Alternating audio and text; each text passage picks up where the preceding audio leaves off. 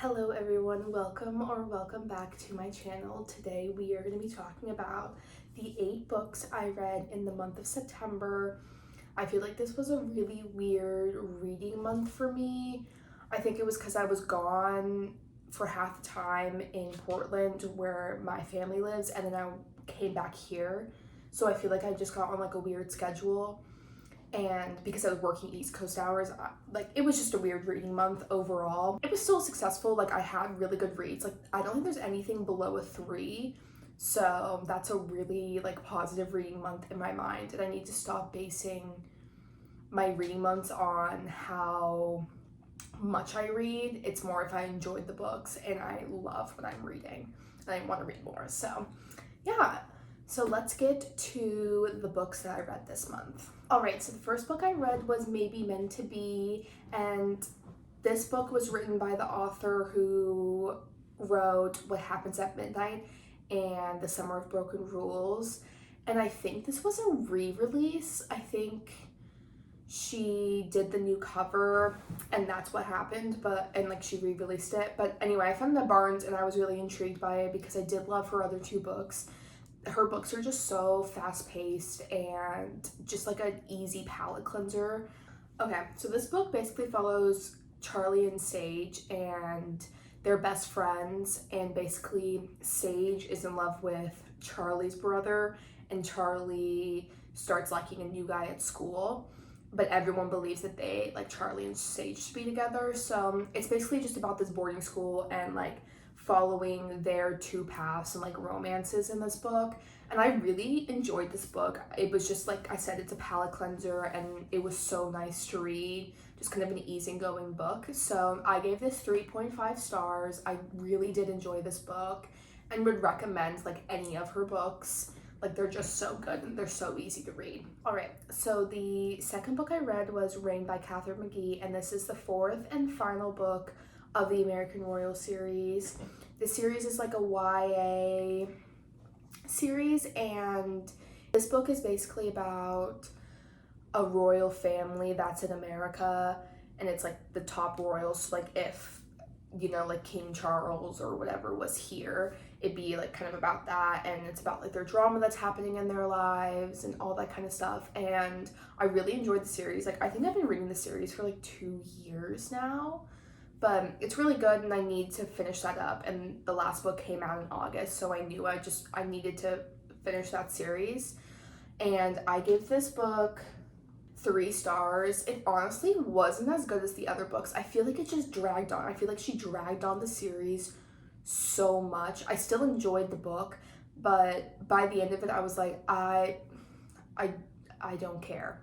There was just a lot of things, and I don't know, I feel like nothing got resolved or anything in this last book. I feel like they just kind of went on to what happened in the last one, and it just, I don't know, not a lot changed. So I didn't fully enjoy this last book, but that's okay. I still give it 3 stars because it was still really good, but just not my favorite in the series. Right, so the 3rd book I read this month was Things We Left Behind by Lucy Score, and this was her release that happened earlier this month, and everyone has been waiting for this. This is the 3rd and final book of the Knockabout series, and I did love this book. It was so good. I've been waiting for Sloane and Lucian's story for so long, since the first book. Everyone has.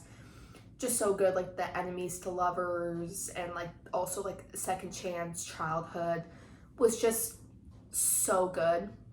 But I feel like this book was more about Nash and Knox and the found family aspect, which, don't get me wrong, I do love seeing them in the books, but I thought it was way too much.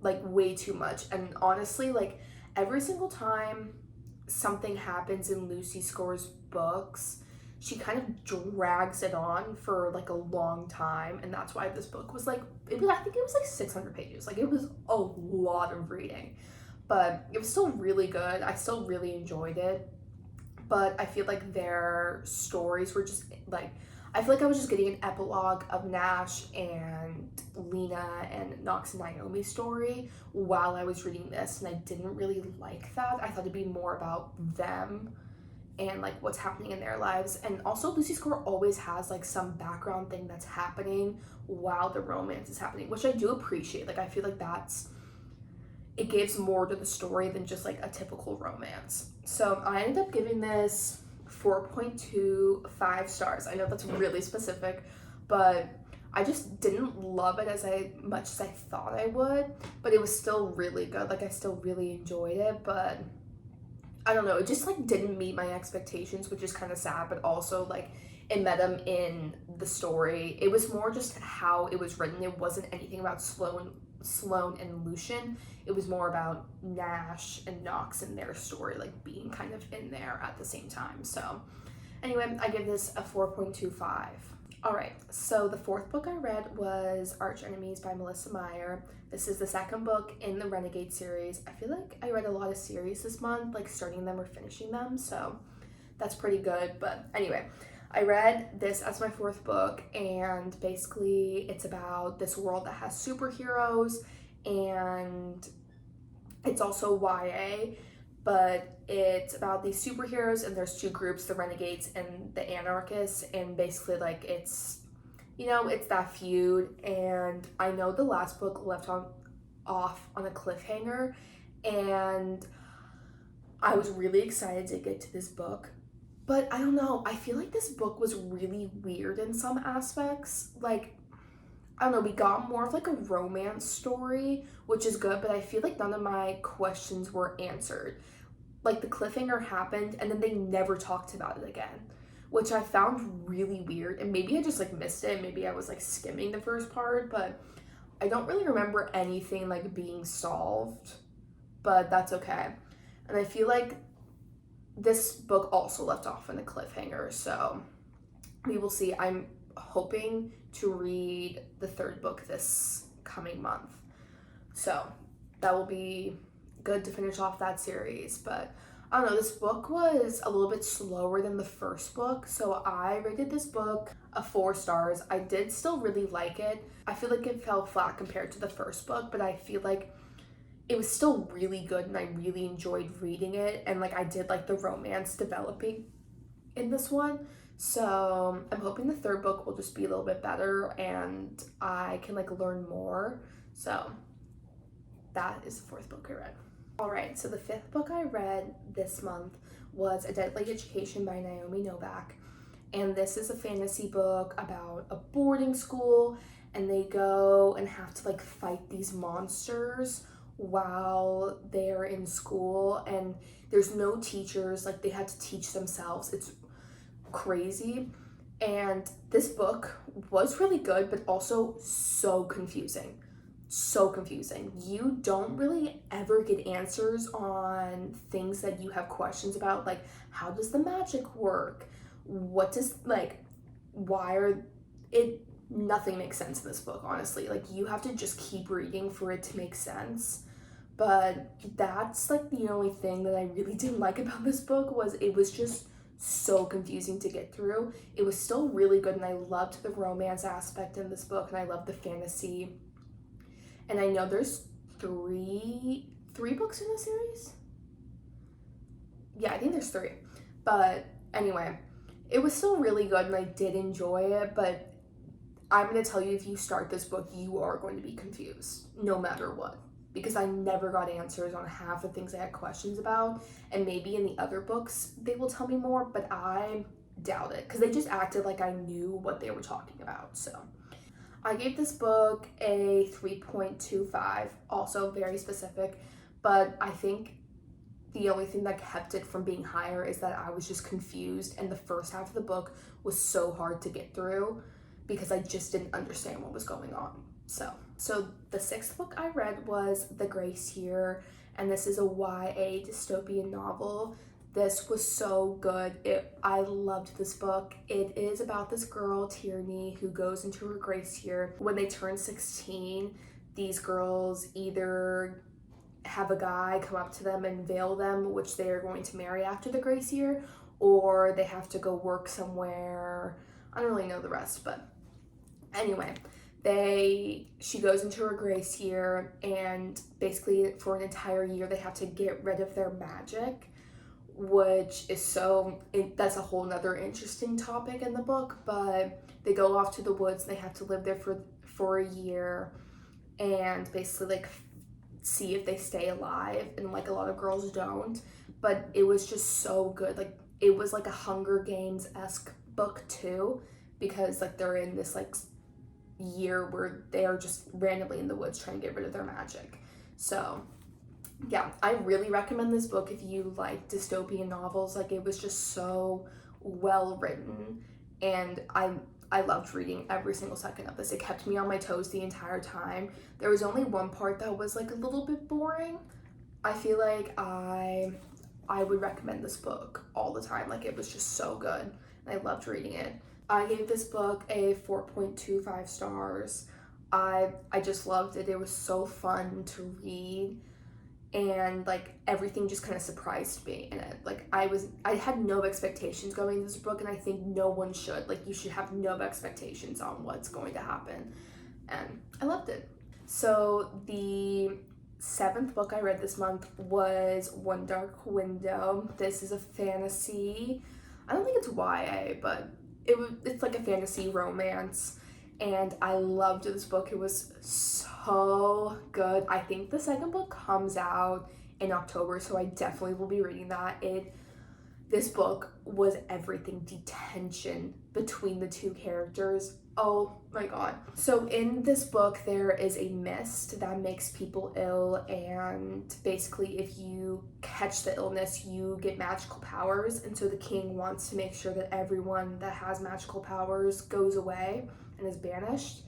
And so the main girl, Elizabeth, has those magical powers, and the king's nephew finds this out, that she can see the 12 cards. Basically, this book, they're trying to find these 12 cards to get rid of the mist and help the people around them. And the king's nephew and Elizabeth in this book, the tension, everything was so good. The first part is a little bit hard to get through. Like it's just like that world building and fantasy that's really hard for me to get through. But I loved this book after like the first 50 pages. It was so good. I loved it, and the romance was amazing. And this book left off with a cliffhanger, so I definitely will be reading the 2nd book when it comes out, because I'm so excited to know what happens.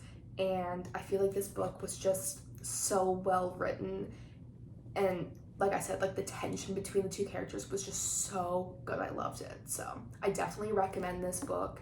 If anyone wants to get into fantasy and like Fourth Wing or Powerless or anything like that, like this is the book. It's just so good. All right, and the last book I read this month is The Long Game by Elena Armez. This is the author of The Spanish Love Deception and The American Roommate Experiment.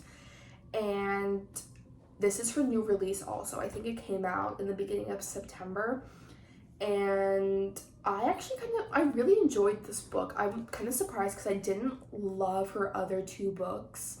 So this book is about Adeline, who, after messing up with her dad's company, has to move to this small town and help with this girls' soccer team. And Cameron is the coach, and he is an ex-soccer player. So there was a lot of tension in this book, like enemies to lovers, forced proximity, and I really enjoyed this book. Like I was kind of surprised on how much I really did like it, and it kind of dealt with a little bit more of a family side of things too, but it was super good.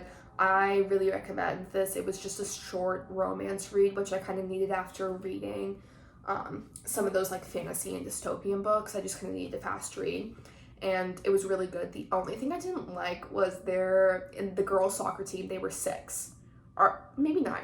They were definitely 9, but they were talking like they were grown adults, which is always just astounding to me when authors do that, where they have these little kids and they're just like talking like full grown adults. And like I get it, like 10-year-olds are they're not adults, but like 10-year-olds are old enough to speak, but like my cousin is 10 and like he does not speak like this.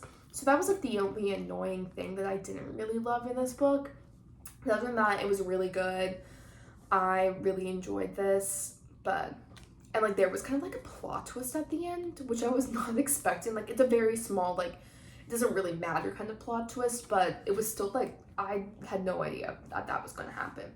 And so I gave this book 4 stars. I thought it was really good, but it's probably one of those romances that I'll read and then kind of like forget about in like later years, but still overall really good, and I did really enjoy this. All right, everyone, those are the 8 books I read in the month of September. I feel like this month had some very like average reads. I feel like my rating was just like 3 to 4 stars, which is a good reading month in my mind if I pretty much liked all the books that I read this month. So that's very good, and I'm excited to read in the month of October. I feel like it's getting more fall weather, so more fantasy, and there's so many new releases coming out this month. I'm so excited. So yep, that's it. Thank you for watching, and I hope you have a great rest of your day.